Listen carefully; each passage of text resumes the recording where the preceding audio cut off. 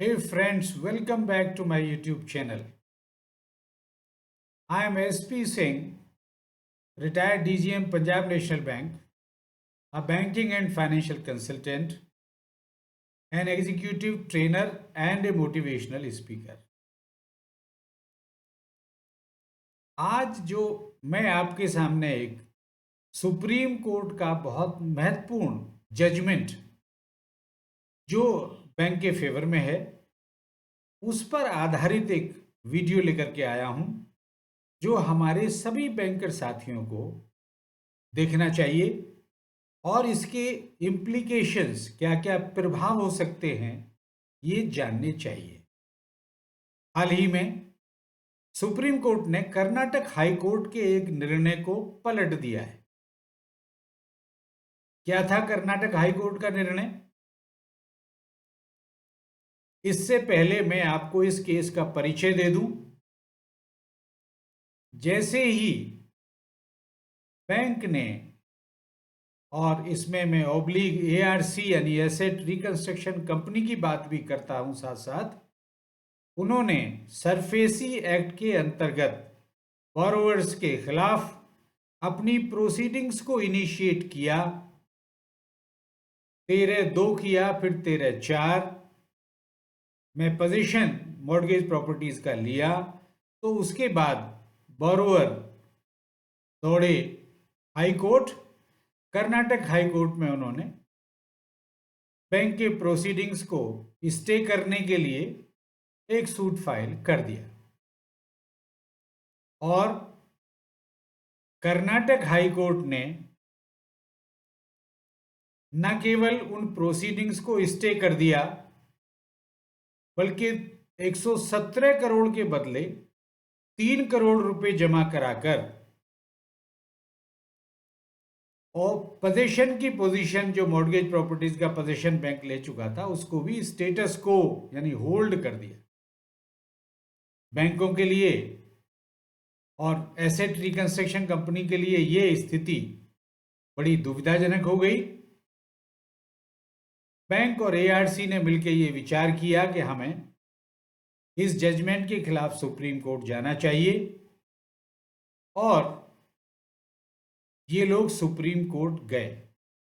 ARC ने जब supreme court में अपनी अपील दाखिल की तो बोरोवर्स के एडवोकेट्स ने उसको डिफेंड किया और ये कहा कि ये अपील मेंटेनेबल नहीं है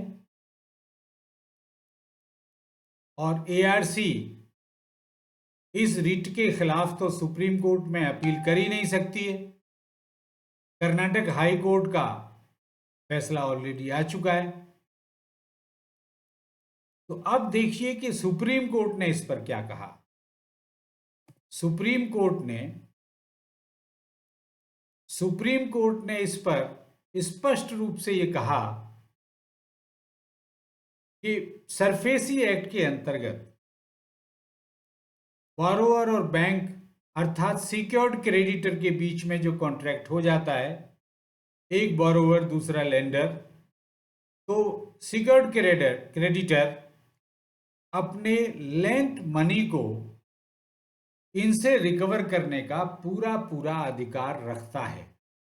सरफेसी एक्ट में उन्हें यह अधिकार है कि वो इस ऋण की वसूली करे, लेकिन किसी भी स्टेज पर एक्ट के प्रोविजंस का वायलेशन नहीं होना चाहिए, जो इस केस में नहीं हुआ था। तो सुप्रीम कोर्ट ने उस अपील को न केवल स्वीकार किया बल्कि ये एक सख्त टिप्पणी कर्नाटक हाई कोर्ट के खिलाफ भी की कि हाई कोर्ट ने इस जजमेंट को देते हुए जो प्रोसीडिंग्स को स्टे किया है वो सरफेसी एक्ट के मूल भावना के विरुद्ध जाता है, क्योंकि सरफेसी एक्ट में कोई भी कोर्ट कोई स्टे एटसेट्रा बैंक के विरुद्ध इन प्रोसीडिंग्स को रोकते हुए नहीं दे सकता है। अतः ये अपील मेंटेनेबल है।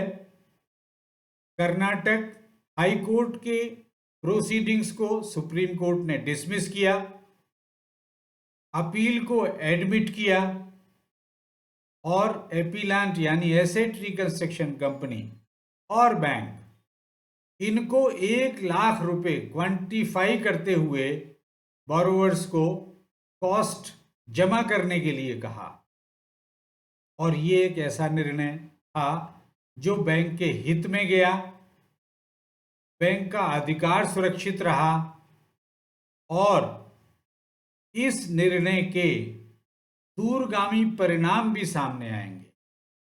अब हाई कोर्ट्स भी हमारी प्रोसीडिंग्स को स्टे करने के पहले 10 बार सोचेगी और सुप्रीम कोर्ट का ये जजमेंट एज प्रेसिडेंट जगह जगह कोट किया जा सकता है। ये अपने आप में एक लॉ है। अतः फ्रेंड्स, ये बहुत महत्वपूर्ण है और बैंक के हित सुप्रीम कोर्ट ने इस निर्णय के माध्यम से और सशक्त रूप से सुरक्षित कर दिए हैं।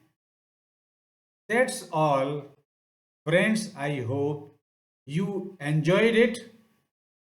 इन द एंड मैं आपसे अपील करूंगा, आप मेरे इस वीडियो को लाइक करें, शेयर करें और मेरे इस चैनल को सब्सक्राइब करें। अंत में बेल आइकन बटन भी दबा दें जिससे मेरे नोटिफिकेशंस आपको समय से प्राप्त होते रहें। मुझे ध्यान से सुनने के लिए आपका बहुत बहुत धन्यवाद। I am zooming out.